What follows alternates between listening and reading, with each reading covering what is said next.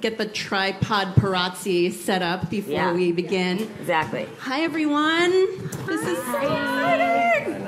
I just, first of all, on behalf of Team Cover FX, Team Live Tinted, Team Create and Cultivate, Team Bumble Hive, thank you guys for being here. This is such an exciting event for us.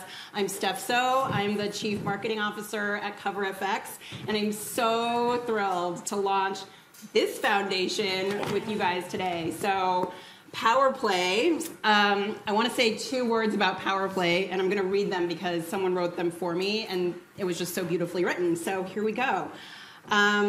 One of the things about Power Play as a foundation is it's really coming to our Cover FX family with this powerful purpose. And the purpose is to push the limits of what's possible with your makeup so that you can do the same. And I just couldn't be more thrilled to welcome these Power Players because each of you all are pushing the limits of what's possible in so many different ways. We really can't wait to hear from them. And then one more note about Create and Cultivate.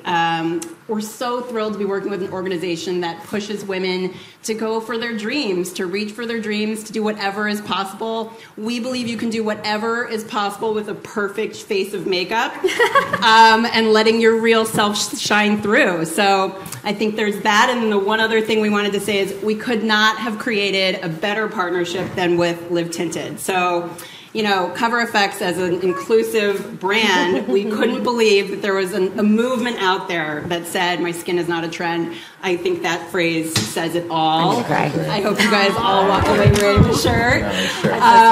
But yeah, no, because beyond just inclusivity on shades, we just feel like, you know, beauty is about inclusivity on every level. So not just the color of your skin, not just the color of your foundation, but also how you make it your own. So we hope you guys all enjoy hearing from this awesome team. And thank you for being here. I'm going to pass it to Deepika. She took like half the words out of my mouth on why I was going to say the Cover FX partnership was so awesome for Tinted. But hi, everyone. I'm Deepika. I'm the founder of Tinted. And this whole situation right now is a total dream come true. Tinted launched in January, so very, very recently, around the whole premise of supporting and empowering all the shades in between.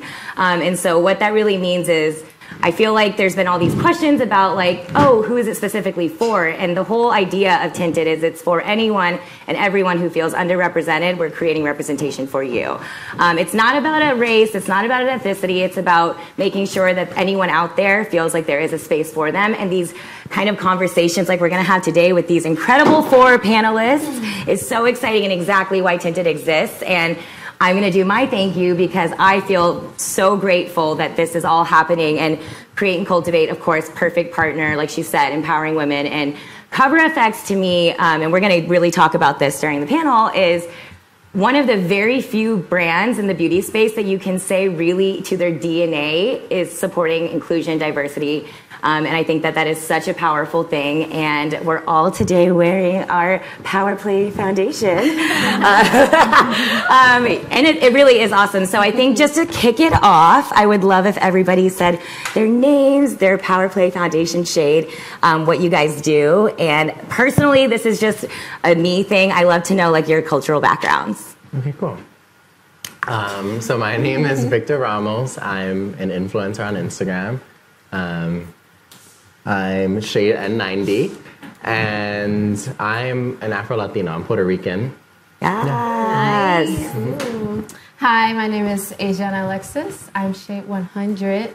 And I guess a fun fact about my cultural background is my great-grandmother was a slave, but she also has Indian in her. And my great-grandfather was Caucasian, so that's where I get like my light skin tones and light eyes from. Yes, wow. I love that. Yeah. You get to be shade 100. That's fun. I know. Hi guys, I'm Ami Desai, and I am shade G50.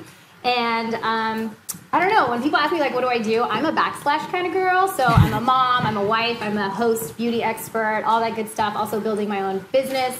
But what you don't know about me, and I always say this because when you look at me on Instagram, people are like, oh, she's just a cute mom that likes to, dabble in beauty. And it's like, I produced for CNN. I toured with Oprah for the O Network. I worked the red carpets, and I just feel like being behind the camera, in front of the camera, on the field, that is what has led me to where I am today, and which is building my my own beauty business as a mompreneur. So that's Good. what I do. Wait, did you say your shade? Oh, yeah, G50, and I'm Okay. Indian. Yes. That's my background. I'm Tashina. I run Logical Harmony, so I'm a content creator in the cruelty-free and vegan beauty space, which is super exciting. I'm wearing shade G40, and it's typically what I wear. And I think my background is, for everything. Yeah. Okay, but just to say something on that, I think it's really important that we have you on this panel for that reason. The biggest thing that we're learning with Tinted is that this kind of conversation doesn't need to be just staying within women of color. The whole concept is that everyone should care and that it's not just supposed to stay between us. And people like you being on this panel just shows that that change is actually happening. So props to you for that, I personally think. And okay, so I totally want this to be a conversation. It's not like any formal sort of situation. And at the end, we are going to have questions, so definitely like keep those in your mind. So just to kick it off, I think it's really important that we talk about, we're all involved in the beauty space in some way, or it impacts our life in some way. I would love to know if any of you guys can chime in here about what you feel the roles and responsibilities are for the beauty industry, and kind of like what you feel is the like the discussion of inclusivity, obviously, right? It's like, what do you feel like the beauty industry's kind of purpose is in moving that conversation forward? I think with beauty, because nowadays with social media, people see just caked on makeup and like the flawless eyebrows, and everyone thinks like, oh, that's what I need to look like. And so brands, I think what was missing, they were missing the different type of shades and the skin tones that come with all these unique people that are out there. And I think for the longest, people didn't have what everyone needed. It was just like they didn't have the undertones, or they just had like this, and this, and it was just a set things, and they didn't really go into deep details and uniqueness that helps express everyone in their uniqueness between their flaws. And I feel like social media has done a well job of letting people know that individuality is okay, and to find a brand that represents that and not just try to look like what's out there on the internet right now. I totally agree with that. I mean, I think the responsibility for brands is huge, because, and I think about it as a mom for the younger generations, because I've heard it way too many times, which I know it's a big reason why you started Tinted. Too many women and men have said, I grew up not, identifying with anybody on the screen or in the newspapers or magazines, and that's how I felt. And for me, it's like too much time has passed, enough time has passed where brands should be identifying, acknowledging that there is a huge demographic out there of in-betweens, so. Totally. And I was actually going to ask this later, but since you said the mom thing, if you guys don't follow Ami's daughter, who has her own Instagram, you have to. It's going to make every day of your life. Mimi is like the cutest thing in the world. And as a mom, I want to know, like, what are your biggest fears and excitements about raising a young girl today with this whole crazy social media world, and sort of like how you can set her up for success? I think about this a lot, because I do, for my own brand and business, I put myself out there, and every day I do put my family out there too, and that comes with its trade-offs. But if I really think about it, not only for my daughter, but for my son too, it's like, if you think about it with just beauty, I really want them to admire other people's beauty without questioning their own. That's the biggest thing. So it's like, there's room for everyone. It doesn't have to be competitive, and it doesn't have to be just for you and just for me. There's space for everyone, but also I think about it, and like why I do this, it's because I really do have a conviction for what I do, like sharing my beauty secrets and all that kind of stuff, whatever it may be related to my cultural background, anything and everything. And I want both of my kids to just be really authentic, be real, and just be themselves. And I think if they do that, whatever platform they choose to do that on, they're going to be golden, hopefully. Yeah. Retweet. I feel like the beauty industry's responsibility is to kind of eliminate like that standard of beauty. Yeah. Because there really is no standard of beauty. Like, everyone looks completely different. Everyone's a different shade. And just kind of like, I feel like that barrier is being kind of broken down finally. But I think we need to stop putting a standard to beauty. Like, everyone has something that they think it's beautiful, and everyone's different. It's being broken down because of people like you, which is so awesome. I would love to hear your perspective, being the male on this panel, of what that means to you to be a male in beauty. I think for me, being like a male in beauty, it's definitely a different experience, because I think one thing we constantly hear in beauty, or like society, when it comes to makeup, it's always like girls. And I think that also there's like a specific kind of guy that people will think of when they think of makeup and boys, and I kind of want to eliminate that. Again, it's like that standard, that the stereotypes, like any guy can wear makeup if they want to wear it. Like I'm sick of people always listening to other people. Like, who cares? Like, do what you want. If it makes you happy, like, just get it done. Like, that's really how I feel, and I think it comes from growing up in a space where I was encouraged to kind of do whatever I want if it made me happy and it wasn't like hurting other people. So yeah, I feel like that's my responsibility, is breaking down the stereotype of females in makeup and then what kind of guy would wear makeup, and just doing my own thing. I want to give you a hug. That's like so awesome. Okay, so Adriana, I feel like we see so much in the media about what's happening in Hollywood, and it feels like diversity is being moved forward, but because you are actually on those sets day to day and actually seeing it, I would love to know from like the insider perspective, do you really feel like there is moves happening in Hollywood for diversity? Yeah, I think just with things like this, you know, people speaking up and me having the opportunity to be on a platform like this and speak out about it, I think those are the type of things and situations that encourages change and starts conversations about it so things can change. For me, when I'm on sets, like makeup is always fun, but I found like with my skin tone, it's very hard to match. Like I never been on a set and it's like, this is for you. And we just have to like mix and play. And sometimes I'm looking ashy, sometimes I'm looking a little dark. And so it's always been a little struggle for me when I've been in those sets. And when you're rushing last minute, you don't have much to say. There's just like, well, you need to go on set and then you're not happy with how you look.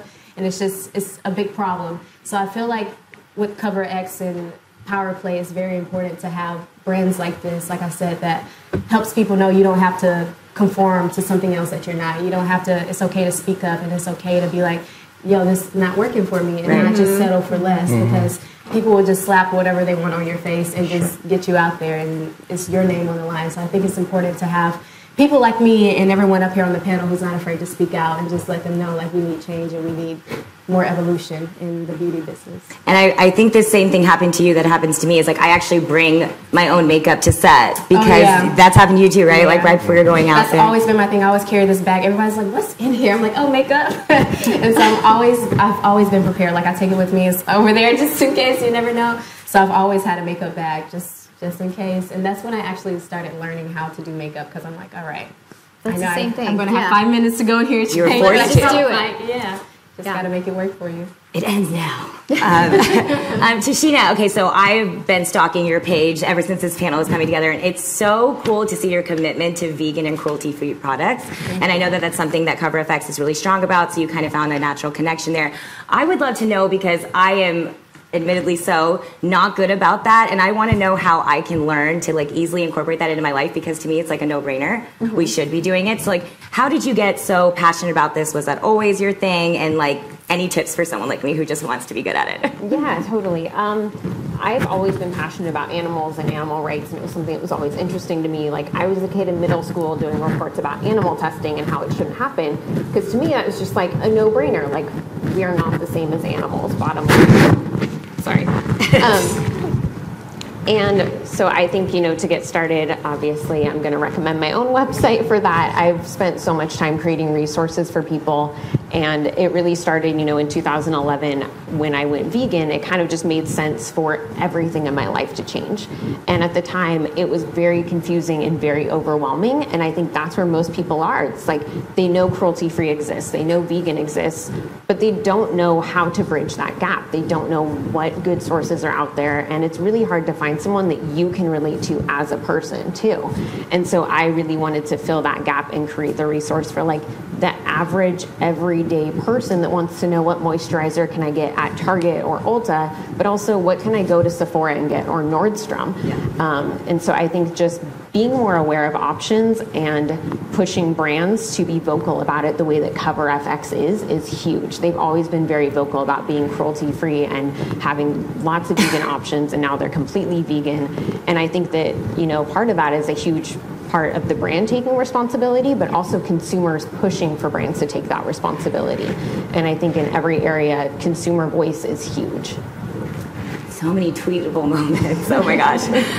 Yeah, so I think we all agree that Cover FX is to like their actual core doing this right. Who else do you think from either an influencer perspective or a brand perspective that's really making sure that they're owning this message of inclusivity?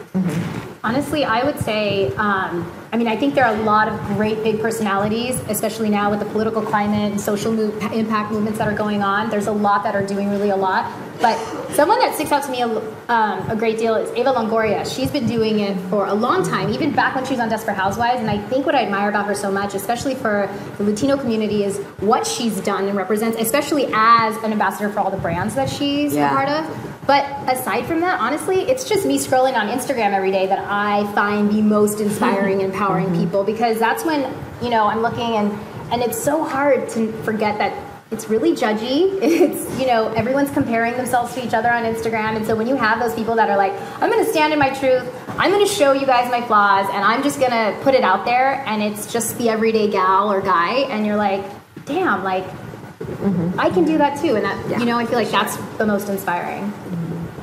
Anyone else following you? I agree with that. I think just there's so much inspiration out there from everyone. Yeah. And it's amazing. And Instagram and YouTube have made that so much more readily available. And it's so exciting to see how many people are, like you said, putting their truth out there, and they're not afraid to stand by their opinions, their style, whatever it is that makes them unique. It's amazing to see that come out more and more.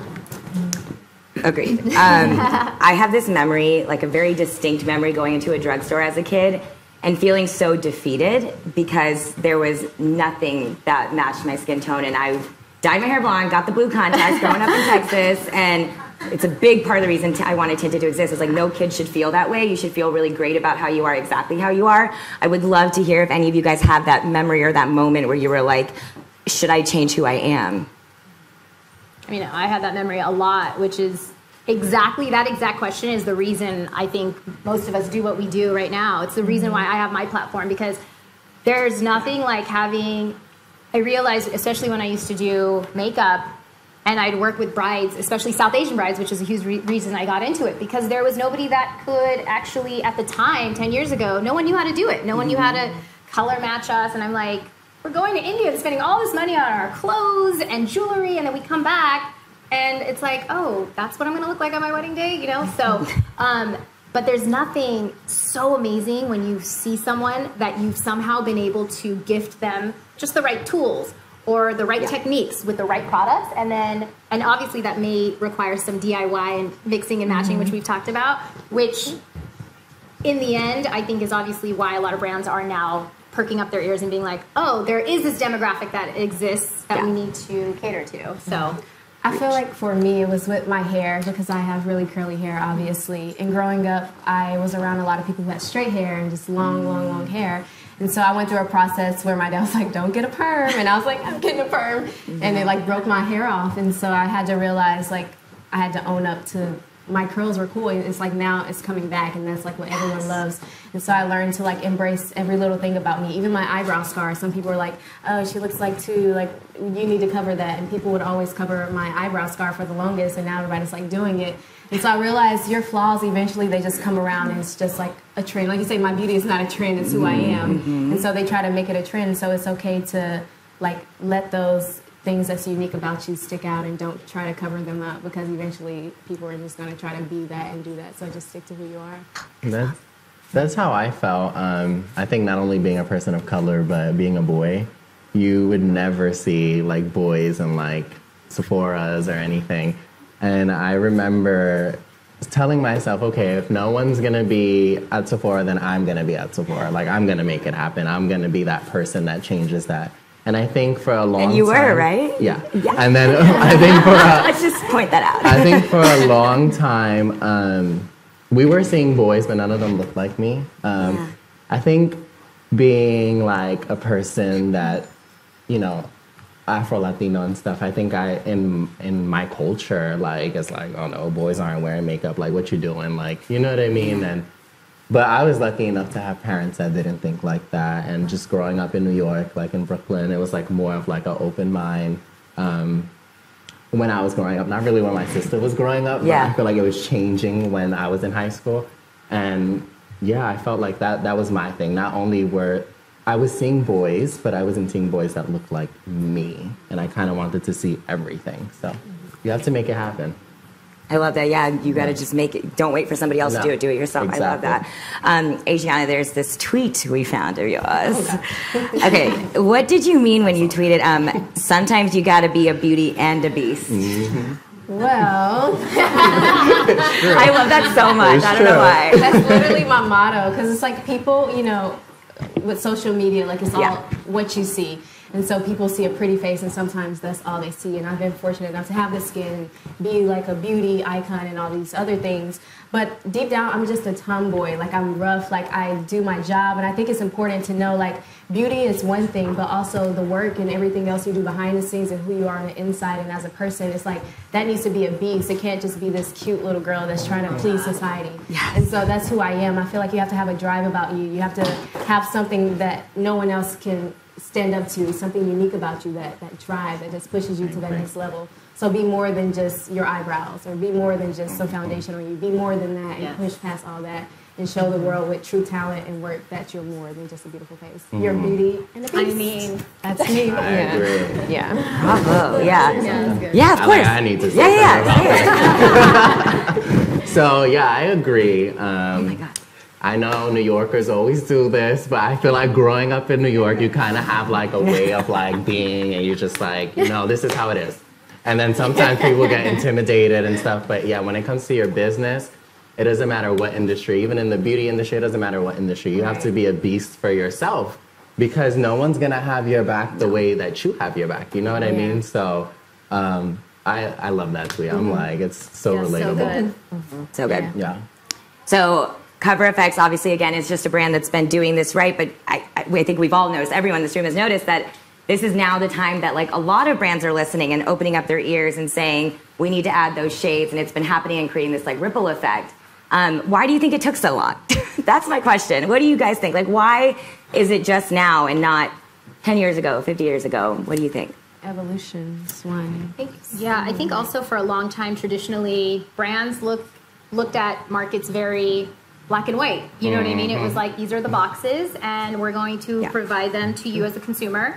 And for me personally, growing up in a South Asian family, my sense of diversity was very black and white. It was like, I can either fit in this box or this box. So which one am I going to force myself into? Yeah. And now people like us that have a platform, and people on social media that just have this platform that are like, hello, we're here, and we're not going to go anywhere. It's again causing brands to start paying attention to those little nuances of age and gender and sex and just all that stuff. It's just, and color, obviously. So I think now everyone's like, oh, there is this demographic that actually needs to be represented and catered to. And I think it's now easier than ever for the average consumer to let brands know what they think and what they want to. And it's really exciting to see more people doing that. And brands are listening. I mean, it took a long time. It's about time it's happening. Like, it should have happened a long time ago. But I think consumers in general are just now starting to really get their voices out there too. Right. Yeah. Not to expand on what you were saying. Like, I think it all came down to marketing. And I think we're the first generation that took that control. Like, we're not going to have brands tell us what we should look like or what we're going to do. Like, no, I'm an influencer and I have influence over people, and I'm going to fight for what I believe in, and I have people that support what I support. So I think we're the first generation that is saying, no, we're calling the shots. And this is how it's going to be, and we're just going to celebrate everybody, and that's it. No, I know. Yeah. Yeah. This makes me so happy. Okay, so my question is, so when I started my channel and things like that, I'm curious if it's the same kind of feeling for you guys. Did you go into this with this idea of feeling a role or responsibility of using your voice in a specific sort of manner? Did you kind of just fall into it? Yeah. And if you did just fall into it, how did that kind of responsibility develop in you? I mean, I went into it very intentionally. Growing up, Peter Jennings was my hero. I wanted to write for National Geographic. So I went into it super intentionally with, if I'm going to do this, I'm going to do it the right way and the way that it's going to help the most people. So everything from the beginning, obviously there are learning curves, there are bumps in the road that you have to you fall and you get back up. But for me, it was very intentional.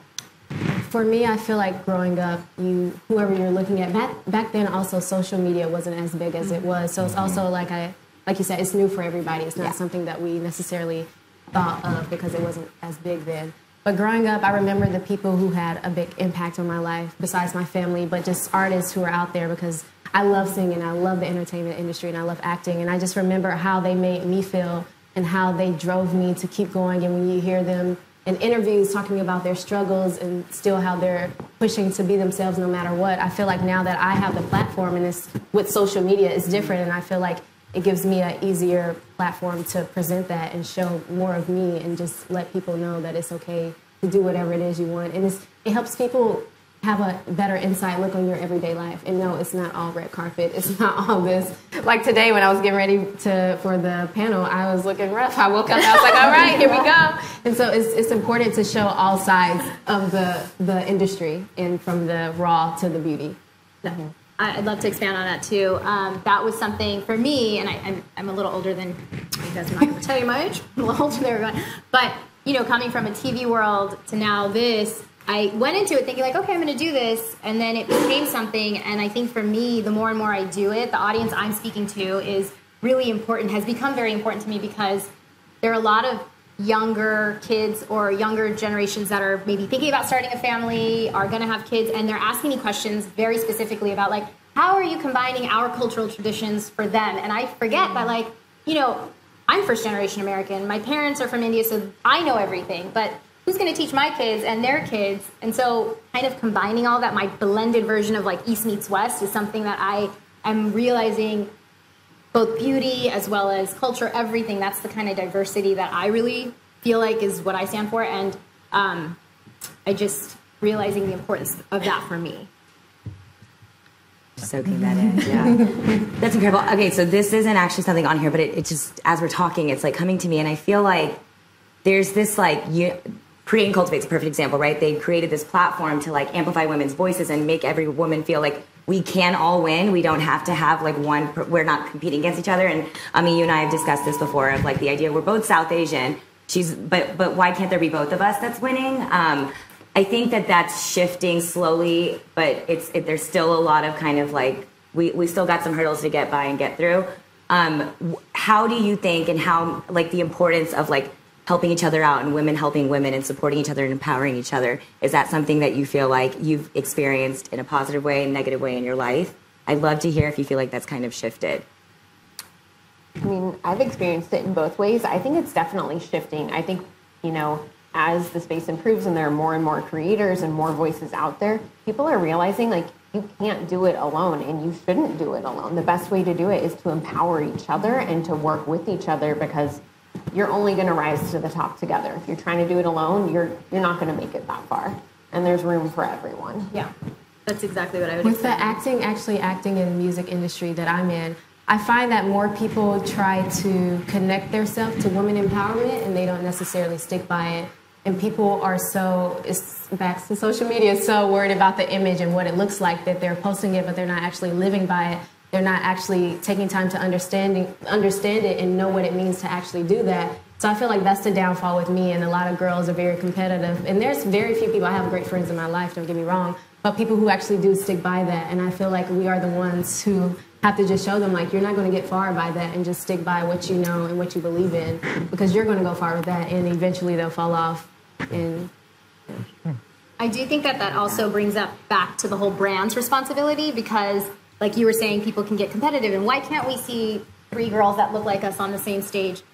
It's that there shouldn't just be that token girl, right? For now that brands are becoming more inclusive, it shouldn't just be that, oh, there's that one Indian girl, or there's that one black girl, or there's that one Mexican. It should be, I can see 5 of me up there and be really happy that maybe if I'm going on an audition or going for a casting call, that, hey, we both might get cast. It's not like, oh, you look very, ethnically ambiguous, so you could be Latina or Hawaiian or black or white, and I'm like, it's always like, again, fitting into a box. So I think it's, again, that hopefully if brands start being more inclusive, then we can kind of, girls and men in general can just kind of like, as a group, be like, it's okay, it's not always competition. I've actually heard brands say that we can't find them. They don't exist. Exactly. Right? I'm here. Open your eyes. They exist. And hence Tinted's existence. Okay, so I want to close this out before we get to a rapid fire round, which is my favorite part. I would love to know how you feel like beauty has empowered you. And I think for me personally, I can like kick it off and say like it's evolved and changed. As a kid, it was my way of fitting in, and now I feel like it's my way of standing out. And I think it's just really cool, like just like you were saying, that like I now am so proud of, and I own all the like my big old brows that I wanted to thin out as a kid. The unibrows still had to go, but like I mean, like there's times in my life where I was enjoying whatever. You know, the sideburn things and like my big eyes. These were all things that I was so insecure about, and now I feel like wearing a bold lipstick and walking into a room makes me feel so empowered. And I feel like so many people see beauty as so superficial, and there's such an other aspect to it. So I'd love to hear from all of you. You could all answer this because I think it's a really important one of how beauty specifically empowers you. Okay. I mean, I think that for me, it just helps me show more of who I am. And people forget that who you are is not just your personality traits, but it could be physical features, like things that you saw as flaws that made you insecure, and it helped you grow as a person. And so I think for me, just using it to help empower myself and feel more comfortable in my skin is the biggest part of it.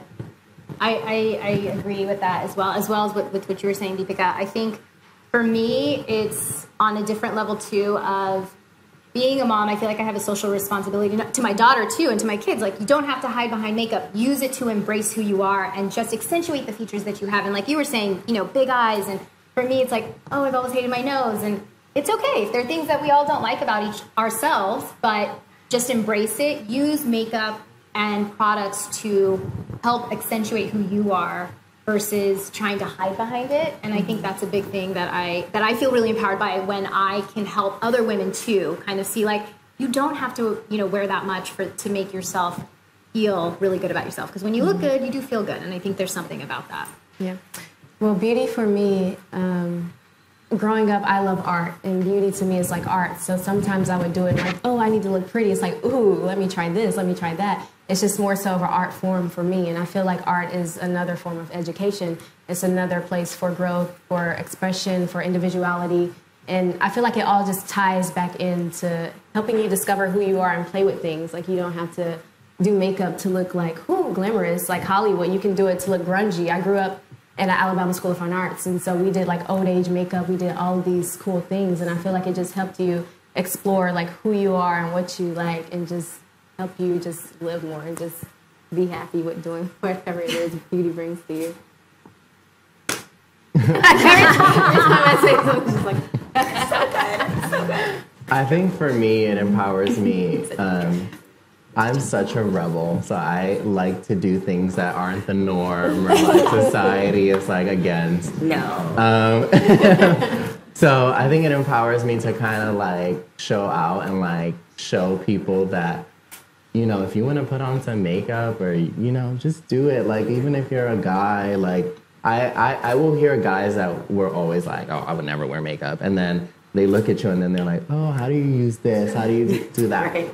And it like starts the discussion. It starts kind of like this movement of like people are like, oh, someone else is doing it. Because I think a lot of us kind of operate like, oh, if no one else is doing it, I'm not doing it. You know what I mean? Yeah. So it just empowers me to, you know, kind of go against the norm of what society wants me to put in, whether it's my culture or like brands and all of that, and just say like, here I am, and you're gonna have to accept me as I am. Yes. Yeah. Love. Okay, rapid fire questions. You ready? These are fun. They're fun. They're not stressful. Okay, texting or talking? Talking. Texting. You said talking? Talking. Like phone? I actually like FaceTiming. I was gonna say like talking in not person. on the phone, talking. I just am so shocked. And then you, oh wow, okay, I was expecting I know, that. right? But FaceTiming that, okay, yeah. FaceTiming. Okay, Yeah. But you're FaceTiming or talking? Talking you in always- person. I'm like, I prefer talking I'm so in confused person. by this, but that's great.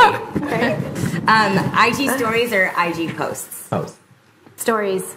Post. I'm stories too. I feel like with this, Not curated. yeah, well, it She's just like- feels like a little more. You can be a little more raw and real. Yeah. But like, I think the coolest pages are the ones where the actual page, the posts are really raw and real. Yeah. You know. I like that the IG post is like a fantasy. It's like you're like this like alter ego, aspirational, and it's like the perfect version of yourself. And it's like, I don't look like that all the time, you know what I mean? Yes, you do, by the way. Yeah, you do that Yeah, good. thank you. Netflix or YouTube? Netflix. YouTube. Because I'm on Netflix. YouTube. Because you're on it. He doesn't like Netflix because she's on it. He likes YouTube. Shameless promo. YouTube. YouTube. YouTube. That's so funny. Bold lip or nude lip? Nude Bold. lip. Definitely me. New. Yeah, nude. And so I was like, I'm like, Bold. Highlighter or brows? I feel like you're a little of both. I'm gonna say highlighters because I kind of have brows without the brows, regardless. Yeah. Yeah. I don't have brows, but I love to glow, so I would say highlighter. A little bit of both. Yeah. highlighter for sure. I have one more question, and I have to ask it because it's too important. I feel like we're so used to saying the things we don't like about themselves, and a big part of what Tinted talks about is what, like, being confident and not feeling like you're bragging about yourself just because you're saying something you do love about yourself. I would love if all of you could share what feature of yours that you love about yourself the most. Okay. And I know that wasn't on any list. No, love the most, no hate. The feature? Like, I love my brows, and like I was saying earlier, I had a unibrow. I like, got made fun of for it, mustache too, but whatever, it's fine. But now I'm like, I have these brows, and I love them because they get like feathery and all these things. So anyways, I think it's cool because as you get older, you start to appreciate the things that you didn't when you were a kid. And I love my brows and my big old eyes. I like this too. I honestly, I don't know if this is a feature, but I love my skin tone. Yes. Because I think that when I was younger, I kind of went through that phase of like, oh my God, like I'm not like the guy that everyone looks at for beauty or anything. You would always see like the blonde guy or like, you know, with that. So I think I've learned to appreciate myself so much, and it's kind of weird to be at such a different point in my life where it's like you love yourself, because when you're growing up, it's like, you know, you're like, oh, what's wrong with me? Like, I love my eyebrow scar, my eyes. Yes. I love my nose, even though I don't. But I love it because there have been so many times I've contemplated getting it done. And every time someone once told me, they're like, but that's you. And someone said, like, you look exactly like your grandfather, my paternal grandfather. And I was like, oh my gosh, we have the exact same nose. And it just reminds me, it's like everything on your face is a roadmap from where you've been and where you're going. And it's just, it reminds me so much of who I am and where I come from. So not touching it, just contouring it. Exactly. I think for me, it's my eyes. Growing up, I wanted brown eyes so badly Really? because I felt like the only women you saw with green eyes, they like the green eyes. never wore colorful, fun makeup. And so I felt like because I had green eyes, I could never wear colorful, fun makeup. And so for me, it's like accepting them and being like, I'm going to wear that red eyeshadow or whatever it is that growing up I thought would look terrible. For me, that was a big thing. See, this is a case study of why there needs to be diversity in these kind of conversations, because I grew up getting contacts to have your color eye, and hearing your perspective on that is really refreshing and interesting to hear that we all have the same sort of like different insecurities, but all have insecurities no matter what spectrum you're on, whether it's on one side or the other. So that's awesome. So I'm going to stop blabbing. It's time now for questions from the audience, if anybody has any. thing over there. Oh, wait, no. Wait. Hands? Oh. My Cameron. What do you feel that brands can do to market diversity? Like, I don't know. What do you guys feel like brands can do more to get your voices and get like people to notice you guys more, basically? Put us in your campaigns. Yeah, irony. Just kidding. What am I doing? Go. Yeah. Right. Okay, fine. I feel like what Ami said earlier is so important, to stop getting at this mindset of the token of every race. It's so important because it puts us against each other, and it takes away from the whole point that we all can coexist, and we all need to coexist. And this idea of we said so, but it's not just black or white or something in the middle. There's a whole spectrum in between. And really understanding that. And I said that I think this is so important that you actually sit down and have the conversation with the people that need that representation. Like, don't just put someone in and check a box because it's very obvious. sit down, talk to them, understand.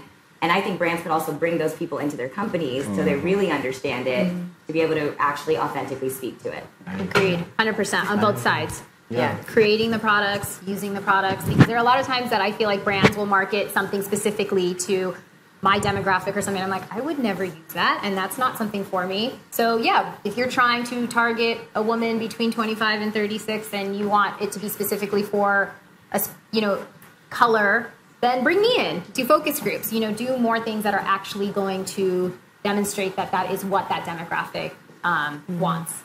I agree. I feel like for a long time, so like now I say like, oh, I'm Afro-Latino, but I would never say that because people would be like, what is that? Like, what is that? Like, so people will always put me like in the African-American category. And I think brands should, be more aware that there's different types of people. Like there's not just one type of black and there's not just one type of white and there's not like, it's just, it becomes so like, much more complicated and more diverse. And we need to focus on like becoming educated on that. It's not a homogenized market, Exactly. It's not just 1, 2. I agree. I'm going to pull this one from the Create and Cultivate Facebook live stream. Adriana asked, how do you approach someone who might be imposing cultural norms on others? How do you what? Imposing cultural norms? Like they're doing something that feels maybe like cultural appropriating a little bit. Appropriation, kind of? Yeah. I think so. That's such a deep That's like such a deep question. That is a heavy one. Yeah, I don't know. See, this is a hard one for me because people, I feel like a lot of the things that I tried to hide when I was little, like wearing a bindi or getting my mehendi done, or when Kabbalah wasn't cool for Madonna, wearing the little red string, all that stuff. I was like, I have to do this because it's something I have to do for a religious ceremony or something. And then fast forward 10 years and it becomes like all the rage to do Holi, which is, the festival of colors. We did that every year, and now it's become something really popular in Europe and South America. And I don't find it, I'm not offended by it. I personally feel like there is a gray area, but I feel like it's like, we're talking about inclusion. You want other people to embrace your culture and your traditions and things like that. So yes, wear it. Obviously, if you're going to do something that makes it, I feel like culture is so vital and necessary for personal growth. And people need to understand, like, it's okay for you to experiment, like, take that in and get to know it. But like you said, it's a gray area between those. So I think it's a deeper conversation than what just like an overall question. But I think just understanding that. It goes back to the intent, I think. Yeah, Like, exactly. What are your intentions behind when you put it out there? Right. You know when someone's trying to be funny. Right. You just know it. Right. Like, If you're it's mocking like so us, obvious. Yeah. And, If you're just going to wear a little headpiece to Coachella, go for it. For me.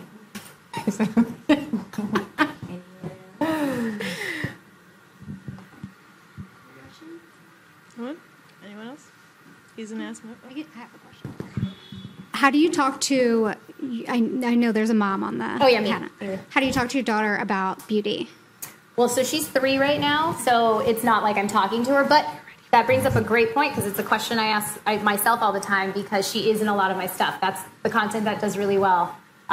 She does little tutorials where she's doing my makeup or I'm doing her hair and things like that. And you know, it brings up a question of like, am I putting too much emphasis on the physical aspect of being beautiful? And is she going to translate that into, okay, I constantly have to be put together and I have to be curated really well and like perfect all the time. And so it's something I'm learning every day as to what my limits are. Like, I don't like to take pictures in front of her because I don't want her to think that every time she's like, hey, you know, like pose 1, 2, 3, because they already do that. Kids already do that. It's like you have an iPhone out and they're like, hey. So I just try to tread carefully, but at the same time, I'm very, like, she knows I do makeup. She knows I love it. So she's around it all the time. And I think it's just about, again, teaching her that just because you admire someone else's beauty, you don't have to that doesn't make you question yours, you know? It's not about, she has that and I don't, so I'm ugly. It's embracing every aspect of who you are and just being really confident. I think being confident in yourself about it, that's the biggest thing for me that I try to teach her.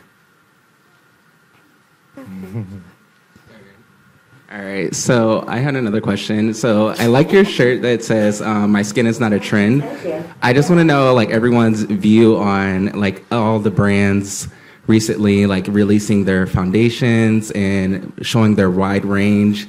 How do you guys feel about like the wide range and the trend of showing like I know all skin colors and all foundations? How do you guys feel about that trend recently? Did I go? Yeah. I honestly, you know, it's funny because when I saw your slogan, I was like, oh my God, that's like so relatable because it is a trend.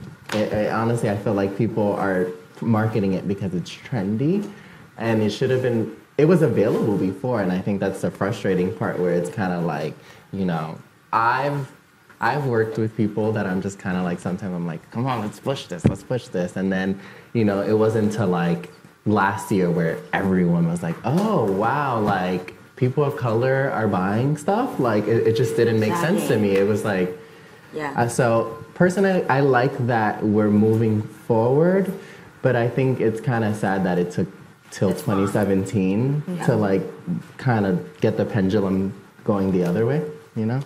Yeah. I think too, just there's a responsibility in the beauty community. Like, it is the path of least resistance to be inclusive in the beauty community, so why not do it? Like, this is the area where it's so easy to make that happen. Yes. Other areas, it's going to be more of an uphill battle, but like, why didn't this happen 5, 10, 15, 20, 30? Like, this should have happened a long time ago. It's about time, but I'm glad brands are finally taking on that challenge. Yeah.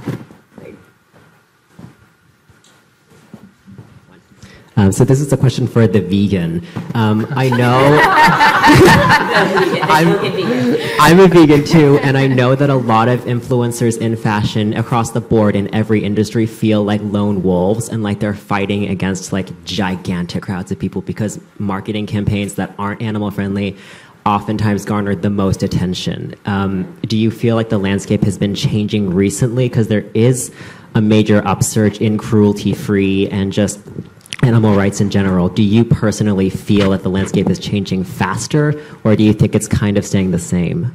I think it's definitely changing faster. I think there are more brands paying attention to it. There are more consumers who are becoming aware, and they're becoming in tune. They're educating themselves and trying to figure out what values they stand for, both in beauty and in fashion. And I think that's amazing. And I think brands are definitely responding to that.